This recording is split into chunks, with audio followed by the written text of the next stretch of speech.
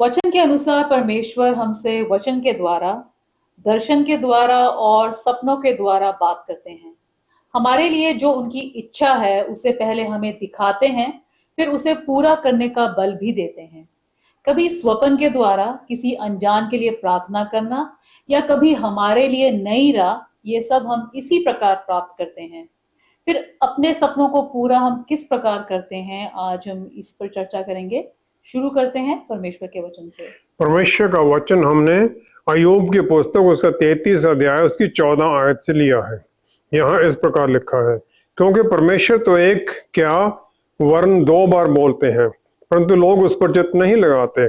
स्वप्न में या रात को दिए हुए दर्शन में, जब मनुष्य घोर निद्रा में पड़े रहते हैं या बिछौने पर सोते समय, तब वे मनुष्यों के कान खोलते हैं और उनकी शिक्षा पर मोहर लगाते हैं, जिससे वे मनुष्य को उसके संकल्प से रोकें और गर्व को मनुष्य में से दूर करें। वह उसके प्राण को गड्ढे से बचाते हैं और उसके जीवन को तलवार की मार से बचाते हैं। परमेश्वर के वचन को पढ़े और सुने जाने से आशीष हो। आमीन। हमें सपनों में किसी बात का बार बार दिखाई देना किस बात का संकेत है और हम इसे किस प्रकार समझते हैं?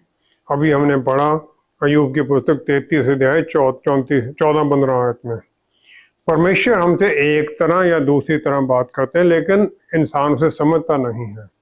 और जो हम मैनकाइंड जो है अपनी गिरावट पाप की स्थिति में, वो पूरी तरह ना तो प्राप्त कर सकते हैं परमेश्वर के संदेश को, ना उसे समझ सकते हैं।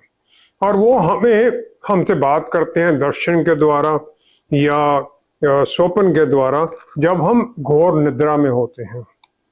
घोर निद्रा में जब हमारा मन परमेश्वर की तरफ केंद्रित है, वो तरह तरह के तरीके इस प्रकार इस्तेमाल करते हैं ताकि उनकी जो इच्छा हमारे ऊपर जाहिर हो, उस दिन के लिए या लंबे समय के लिए उनकी क्या इच्छा है। ये हो सकता है हमें किसी आने वाले खतरे से वार्निंग देने के लिए हो, या हमारे जीवन को नई दिशा देने के बारे में हो। और ये घोर निद्रा में होता है जबकि हमारा मन रेस्ट में होता है, क्योंकि अदरवाइज हम अपने ही विचारों को, अपनी ही बातों को अपने जीवन में देखने लग जाते हैं। वचन में सबसे ज्यादा प्रोमिनेंट जो सपना रिकॉर्ड किया गया है वो याकूब का है, जब वो एसाव अपने भाई से भागता है और बेथल में रात को सो जाता है। उत्पत्ति 28 में 12 से 16 तक। पहले वो देखता है एक सीढ़ी जिसका सिरा स्वर्ग तक पहुंचा है। पहले सीढ़ी देखता है और उसके ऊपर यहोवा खड़े हैं।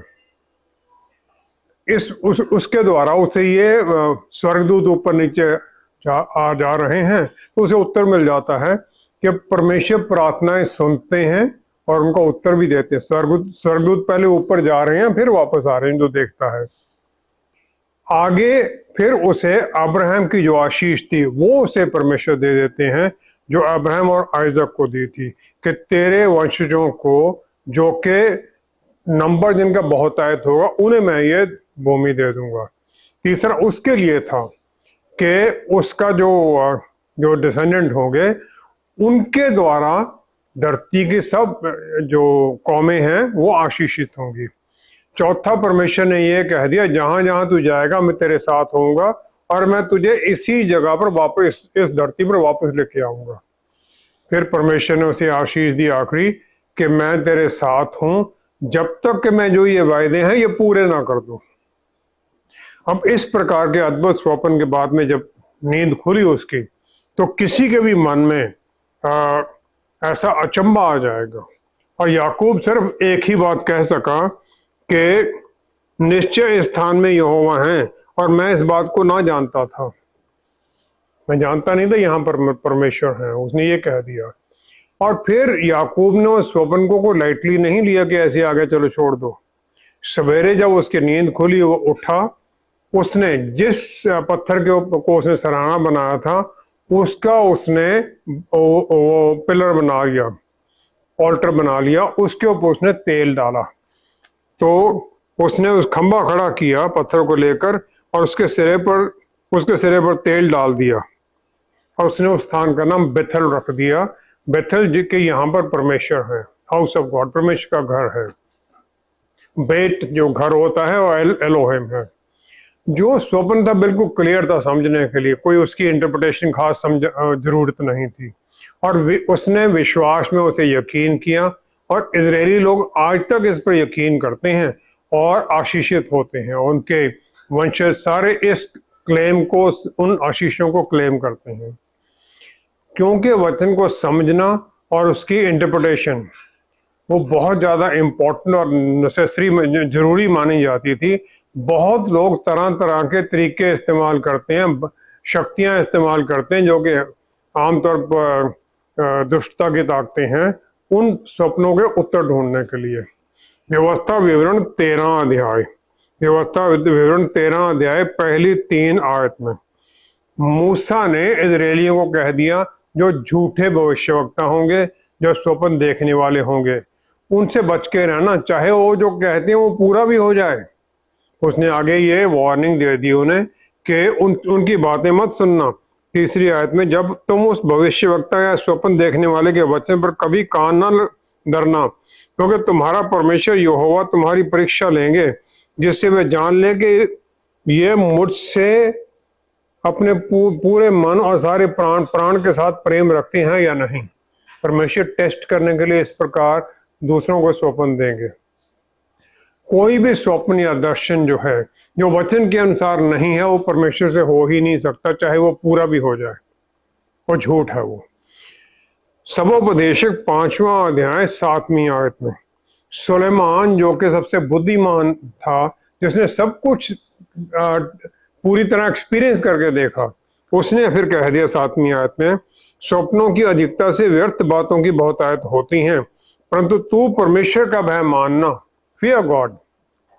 स्वप्न की सच्चाई हर बातों की तरह और उस बात पर निर्भर करती है कि हमारा रिश्ता परमेश्वर के साथ कितना नजदीकी का है।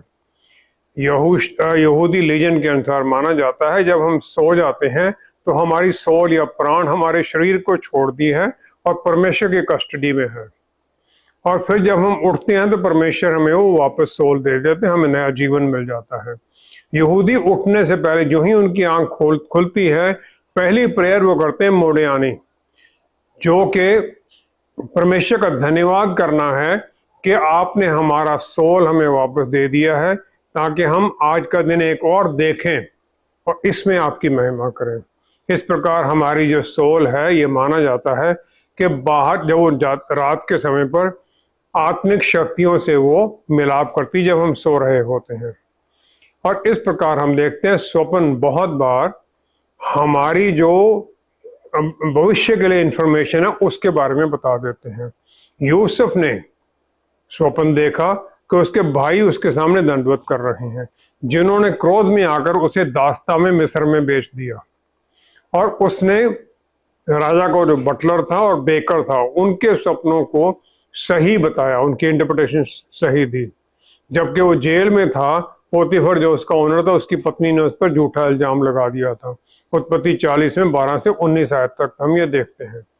अब उत्पत्ति 41 में जब फिरौन जो राजा था मिस्र का, उसने एक स्वप्न देखा, उसको कोई बता नहीं सकता था क्या है, तो जोसेफ को जेल से बुलाया गया उसका बताने के लिए। उसने फिरौन को बताया।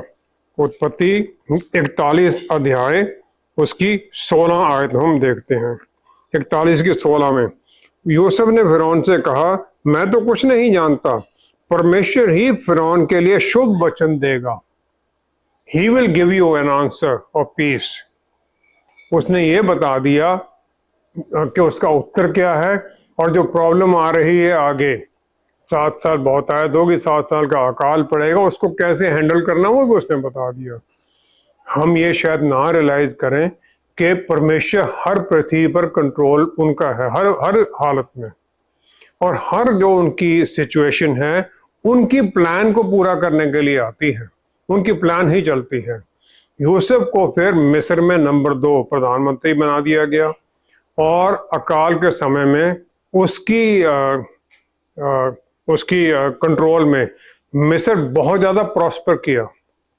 इजरायली लोग मिस्र में चले गए, जैसे अब्राहम को परमेश्वर ने बताया था।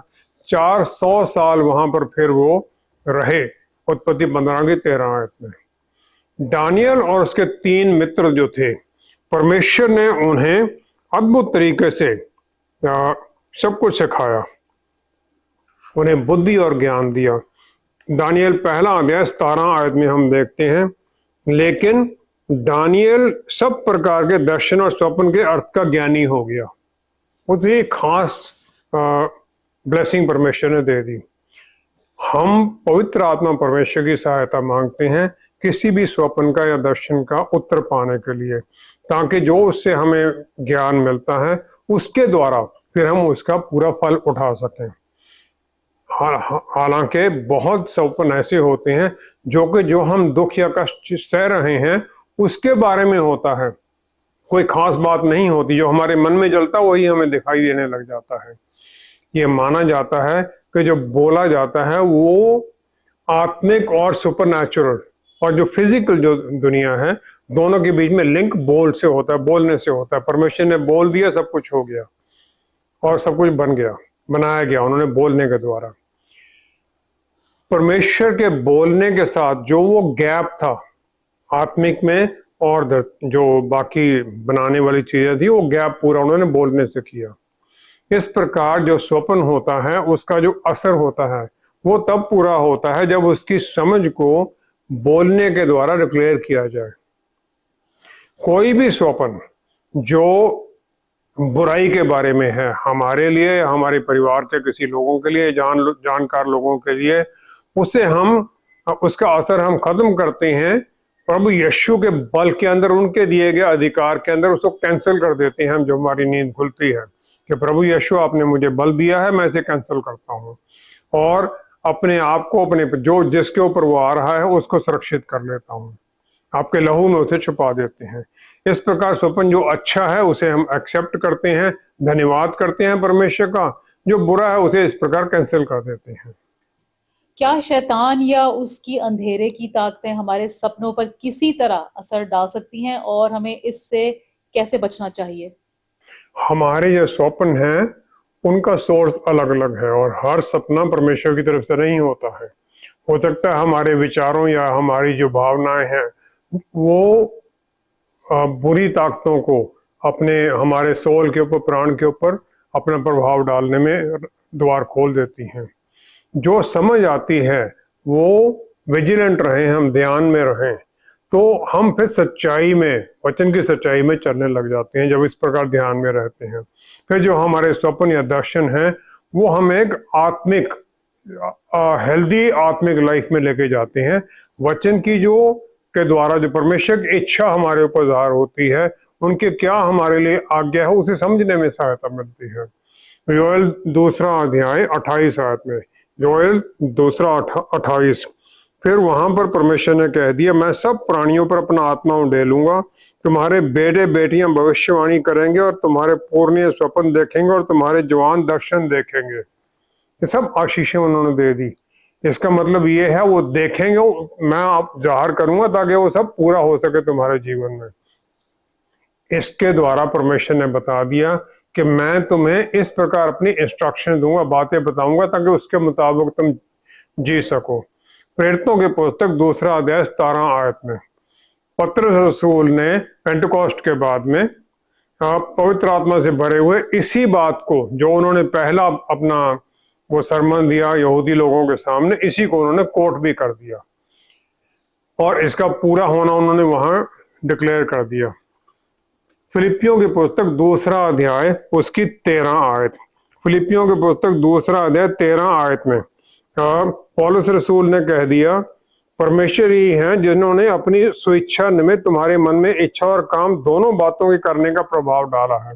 परमेश्वर अपनी इच्छा हमें जाहिर करते हैं, फिर बल देते हैं ताकि हम उनकी उस इच्छा को पूरा कर सकें। परमेश्वर ये हमारे ऊपर आशीष से काम करते हैं ताकि उनकी आज्ञाकारिता हमें चल सके।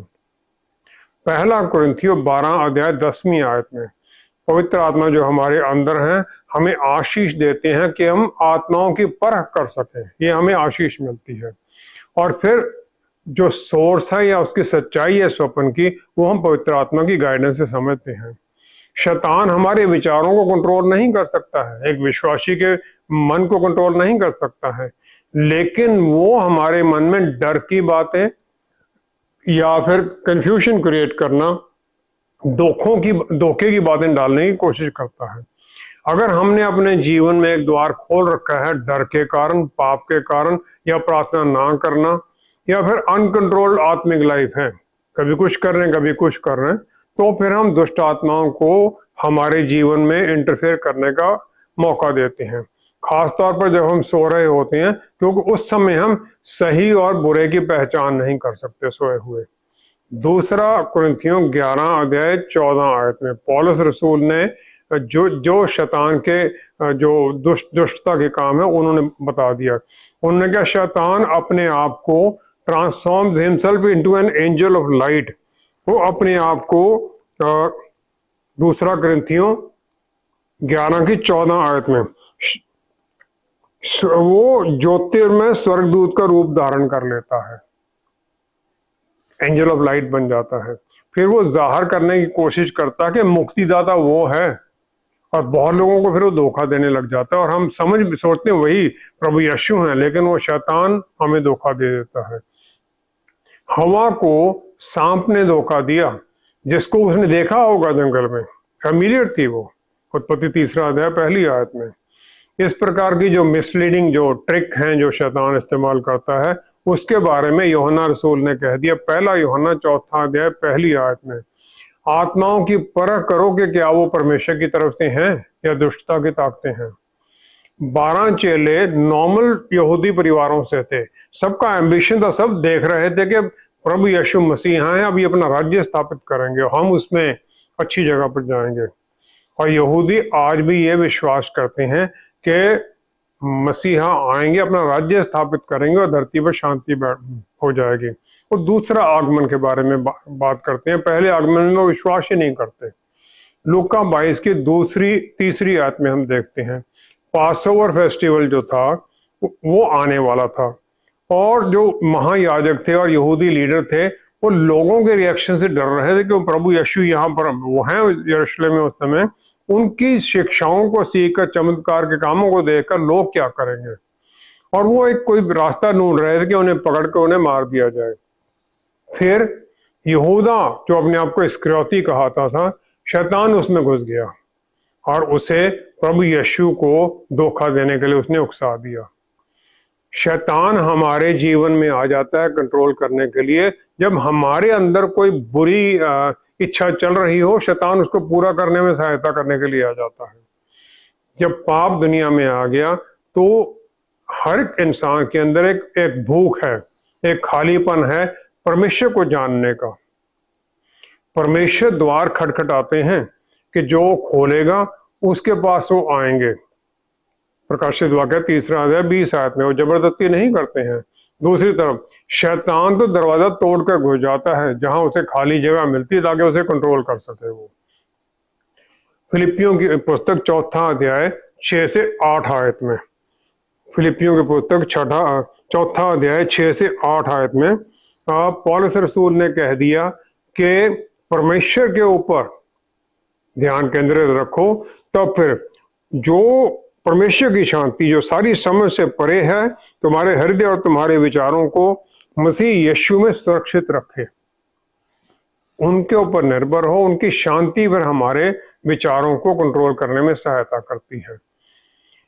और इस आशीष में चलने के लिए हमें ये भी बताया गया है कि उन बातों पर ध्यान रखो जो सत्य हैं, आदरणीय हैं, उचित हैं, पवित्र हैं, सुहावनी हैं, मनभावनी, सद्गुण और प्रशंसा की बातें, उन पर ध्यान लगाया करो। हमारे ऊपर है कि हमारे मन में और माइंड और हार्ट में हम क्या भरते हैं, अच्छी बातें भरते हैं, हम किस बात पर केंद्रित कर रहे हैं अपने मन को। जब हम वो करते हैं तो फिर शैतान के अंधेरे के लिए हम जगह नहीं छोड़ते। दूसरा कुरिन्थियों 10वां अध्याय 5वीं आयत में शैतानी जो ताकतें थी वो जो हैं वो हमारे ऊपर अननेसेसरी आर्गुमेंट में फंसा देते हैं, आइडिया लगा देते हैं। हम लगे रहो डिस्कस करने के लिए परमेश्वर की तरफ से कहां से है, वो ऐसे फंसा लेते हैं हमें इस प्रकार के विचारों को प्रभु यीशु की आज्ञाकारिता में कैदी करके रख देना है, प्रभु यीशु के विचारों में चलना है। क्योंकि हम परमेश्वर के बच्चे हैं, संतान हैं, तो हमें ये आशीष दी गई है कि जैसे परमेश्वर ने सब कुछ बनाया बोलने के द्वारा, तो हम भी बोलकर प्रभाव डालते हैं। जो वचन हम जो बात करते हैं उनमें बल है। शैतान का जो अटेम्प्ट है कि हमें वो गिरा दे, ठोकर खाएं, हम गिर जाएं टेम्पटेशन के द्वारा, तो प्रभु यीशु पर भी उसने वही किया था। प्रभु यीशु ने सब कुछ परमेश्वर के वचन के द्वारा, जो कि आत्मा की तलवार है, उससे सब काट दिया और उसे भागना पड़ा। शैतान को उनसे भागना पड़ा उनके पास से। जो स्वप्न हमारे ऊपर इस प्रकार आता है जो वचन के अनुसार नहीं है, या जो वचन के अनुसार नहीं है, उसके ऊपर हम परमेश्वर की आशीष डिक्लेयर करते हैं, ताकि जो उस बुराई का असर उसके ऊपर ना आ सके। इसी प्रकार परमेश्वर के वचन के द्वारा जो अच्छा स्वप्न है उसे हम कंफर्म कर देते हैं कि हाँ, हम इसे स्वीकार करते हैं और ये हमारे जीवन में अच्छा प्रभाव लाएगा। दोनों परिस्थितियों में हम ये देखते हैं कि किसी तरह की कमजोरी कोई हम में ना रह जाए। चाहे याकूब था, चाहे उसका पुत्र यूसुफ था, दोनों ने विश्वास में डगमगाया नहीं, वो विश्वास में बने रहे, और जो उन्हें स्वप्न मिला था उस पर उन्होंने विश्वास रखा कि परमेश्वर इसे पूरा करेंगे। डिफिकल्टीज बड़ी आई, लेकिन फिर भी वो बने रहे, और फिर परमेश्वर ने उनके विश्वास को, और इसी प्रकार हमारे विश्वास को भी पूरा करते हैं कि जो उन्होंने दिखाया है उसे वो पूरा करें। किसी भी सपने या दर्शन के पूरा होने के लिए या उसके द्वारा बताए गए खतरे से बचने के लिए हमें क्या करना चाहिए? जैसा मैंने पहले भी कहा, ये जरूरी है कि स्वप्न या दर्शन का जो सोर्स है, उसकी जड़ कहाँ से है, उसे देखा जाए। जो स्वप्न या दर्शन हमारे अंदर डर या हमारे मन में डिस्टर्बेंस पैदा करता है, उसे हमें जांचना जरूरी है, क्योंकि वो परमेश्वर की तरफ से नहीं होता है। जो दर्शन या स्वप्न हमें परमेश्वर की आज्ञाकारिता में चलने के रास्ते दिखाता है, उसे और समझने की जरूरत है। उसमें क्या संदेश है उसे समझना जरूरी है, वचन के अनुसार उसे जोड़ना जरूरी, ताकि हम उन रास्तों पर चल सकें। परमेश्वर हमें कभी भी जिस रास्ते पर हमें वो लेके जा रहे हैं उसे अपोजिट डायरेक्शन में कभी नहीं लेके जाते हैं। हाँ, अगर हमारे जीवन में पाप ही इतना ज्यादा, फिर तो वो मोड़ेंगे, सीधे रास्ते पर लेके जाएंगे। अगर नॉर्मल जीवन चल रहा है आज्ञाकारिता में, तो उल्टी दिशा में कभी नहीं जाएंगे। जब ये सब कुछ कंफर्म हो जाता है, तब फिर हम परमेश्वर की तरफ मुड़ते हैं धन्यवाद के साथ, और जो आशीष दी गई है उसे फिर हम क्लेम करते हैं उनके बच्चे होने के अधिकार के अनुसार, और इस मैसेज को फिर हम अपनी प्रार्थनाओं में जोड़ लेते हैं, ताकि उनका धन्यवाद करें हम प्रार्थना में। दूसरा स्टेप होता है कि हम ये आगे देखें कि इसको पूरा करने के लिए हमें आगे क्या करना है उस स्वप्न को, और उसकी तरफ काम करने लग जाते हैं परमेश्वर, ताकि उसमें अपना काम कर सके। हमें यह कभी बोलना चाहिए कि चेले 12 थे, सारे के सारे उस स्टॉर्म में, उस तूफान में किश्ती में थे। मत्ती 14 के 25 से 32 में जब प्रभु यीशु पानी पर चलकर आ गए, सब सोच रहे होंगे कि मैं भी परमेश्वर के नाम में ना कभी कोई अद्भुत काम करूं, उनके बल में काम करूं। सबके मन में ये चलता रहता होगा, लेकिन उस तूफान में सिर्फ पतरस रसूल ही थे जिन्होंने प्रभु यीशु से पूछा और फिर किश्ती से निकलकर पानी पर चलने लग गए। हमें आशीष तो सबको, दिशा तो मिलती है, चलते कम ही लोग हैं। यूहन्ना 1 अध्याय 12 आयत में जिन्होंने प्रभु यीशु को विश्वास किया और उन्हें ग्रहण किया कि वो परमेश्वर के पुत्र हैं, उन्हें फिर मुक्तिदाता ने हमें परमेश्वर के पुत्र बच्चे होने का अधिकार दे दिया। ये कोई खाली वो नहीं है, खाली बात नहीं है। हमें ये अद्भुत आशीष दी गई है, जहां रोमियो की पुस्तक 8वां अध्याय 17 आयत में पौलुस रसूल ने ये कह दिया, यदि संतान है तो वारिस भी, वरन परमेश्वर के वारिस और मसीह के संगी वारिस हैं। हम ज्वाइंट एयर्स हैं प्रभु यीशु के साथ। जो कुछ उन्हें मिला है वो हम उसके अधिकारी बन जाते हैं। परमेश्वर ने सब कुछ बनाया है, सब कुछ उनका है, और फिर प्रभु यीशु उनके पुत्र होने के कारण उन्हें परमेश्वर ने अपनी दाहिनी तरफ अफसियों की पुस्तक 1 अध्याय उसकी 20-21 आयत में हम देखते हैं, यहाँ लिखा है, परमेश्वर ने स्वर्गीय स्थानों में अपनी दाहिनी ओर सब प्रकार की प्रधानता और अधिकार और सामर्थ्य और प्रभुता के और हर एक नाम के ऊपर, जो ना केवल इस लोक में पर आने वाले लोक में भी लिया जाएगा, उन पर अधिकार देकर बिठाया है। प्रभु यीशु को सब अधिकार दिए गए हैं, हम उनके साथ संगी वारिस हैं, तो हमें ये सब अधिकार मिल गए हैं, हमें ये अथॉरिटी मिली हुई है। और ये कोई मंत्र नहीं है प्रभु यीशु के नाम में। विश्वास में जब हम अच्छा काम करने के लिए, जैसे उन्होंने किया अपनी मिनिस्ट्री में, जब हम ये करने लगते हैं सब पूरा होने लग जाता है। स्वर्गीय जो ताकतें हैं हमारी सहायता के लिए आ जाती हैं। हम ये जो आशीषें हैं और ये अथॉरिटी है इसे क्लेम करते हैं, प्रभु यीशु के नाम में डिक्लेयर करते हैं, और फिर आत्मीय शक्तियां स्वर्ग से वो हमारे स्वप्न को पूरा करने में सहायता करती हैं। जो बड़ा प्रोजेक्ट हमें दिखाई देता है स्वप्न में, उसे छोटे छोटे स्टेप्स में हम बांट लेते हैं और फिर छोटे छोटे कदमों पर उसे पूरा करने को शुरू कर देते हैं, ताकि हर छोटे स्टेप पर हम और इनकरेज हो जाएं, डिस्करेज ना हो। जो छोटा सा भी कुछ हम प्राप्त करते हैं उससे हमें बल मिलता है, परमेश्वर का धन्यवाद करते हुए आगे बढ़ते हैं। जो हर स्टेप पर जो प्रोग्रेस है उसे हम रिव्यू करते रहें, कहीं ये ना हो कि थोड़ी सी डिविएशन हो जाए, क्योंकि थोड़ा सा भी अगर हम इधर उधर हो गए तो रिजल्ट, जो फाइनल रिजल्ट होगा, कहीं अलग हो जाएगा वो। फिर हम डिस्करेज ना हो, क्योंकि दूसरे लोग हमें मिलते हैं, वो जब हम बिल्कुल नजदीक पूरा होने वाली बात है उस समय भी हमें डिस्करेज करने लग जाते हैं, अरे ये तो होना नहीं है। वो अपने नजरिए से बात कर रहे होते हैं, परमेश्वर की तरफ से बात नहीं होती है। परमेश्वर जो हमारे अंदर और हमारे द्वारा जो काम करे उन्हें नहीं पता है। तो डिस्करेज मत हो, उनकी बातों में मत फंस जाओ, चलते रहो, छोटी छोटी चीजों में आनंद मनाओ। और पीछे देखते हैं जब हम, अरे इतना कुछ हो गया है, उसे हम एनकरेज हो, फिर परमेश्वर ने इतना कुछ किया है, आगे भी करेंगे ही। फिर जो ऑब्स्टेकल्स हैं उन पर हम जय पाकर चलते जाएं, क्योंकि ऑब्स्टेकल्स अगर ज्यादा आ रही तो फिर हम ये ध्यान रखें कि जो हम काम कर रहे हैं इसके द्वारा जो ऊपर में जो दिखाई नहीं दे रहा है, उसमें जो अंधेरे की ताकतें, उनमें कोई डिस्टर्बेंस हो रही है, जाके हमारे आगे आगे खड़े हो रही हो। एनकरेज हो, फिर डिस्करेज ना हो। एक ऑब्स्टेकल जो होती है वो चैलेंज है, परमेश्वर जो हमारे सामने आने देती हैं, ताकि हमें बल दे सकें और हम उसके ऊपर जय पाकर आगे बढ़े, सफल होकर कंट्रोल करके उसे, उसके द्वारा फिर हम अपने डेस्टिनेशन की तरफ बढ़ते जाएं विश्वास में। प्रभु यीशु ने हम सबको अपना मित्र कह दिया, दास नहीं कहा, यूहन्ना 15:15 में। जब हम उनके मित्र हैं तो हमें सब कुछ मिला है, वो सब हमें पूरा करने का बल देते हैं, रास्ता भी दिखाते हैं।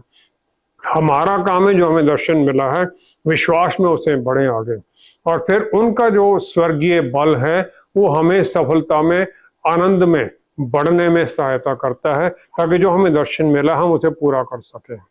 आइए हम प्रार्थना करें। पिता परमेश्वर, क्या ही धन्य है आप हमारे साथ अद्भुत तरीकों से बात करते हैं, उस तरीके से जो हम समझ सके, हमारी बुद्धि के अनुसार आप हमें बात करते हैं। प्यारे प्रभु जी, हम धन्यवाद करते हैं जो आप हमें दर्शन देते हैं वचन के द्वारा या स्वप्न के द्वारा। जो हमारे मनों में प्रभु जितने हम जुड़े हुए हैं, जो आपने दर्शन दिया है, उसमें हम पूरे करने में आगे बढ़ते जाएं, किसी भी तरह से अंधेरे की ताकतों से डिस्करेज ना हो। पवित्र आत्मा परमेश्वर हर जन को भर दीजिए उस अद्भुत शक्ति से, आत्म संयम से, विश्वास से, ताकि हम आगे बढ़ते जाएं, क्योंकि आपने हमें दर्शन दिया है, उसे पूरा करने में बल भी आप ही दे रहे हैं, ताकि आपकी वो इच्छा हमारे जीवन के लिए पूरी हो। सारी महिमा आपको देते हुए सब कुछ पिता परमेश्वर प्रभु यीशु के पवित्र नाम में मांगते हैं। आमीन, आमीन, आमीन। प्रभु यीशु ने पहले हमें अपनी भेड़ कहा और फिर ये भी कि मेरी भेड़ें मेरी आवाज सुनती और पहचानती हैं। जो भी दर्शन हमें उनसे मिलता है उसे समझने और पूरा करने की राह भी वही देते हैं, लेकिन ये भी जरूरी है कि हम उनकी आवाज को पहचान सकें, और ये एक नजदीक के रिश्ते से ही होता है। हमें इस बात पर भी ध्यान देना है कि कहीं शैतान हमें झूठ में ना फंसा ले। Thank you so much for watching. See you next time. Stay blessed. Shalom.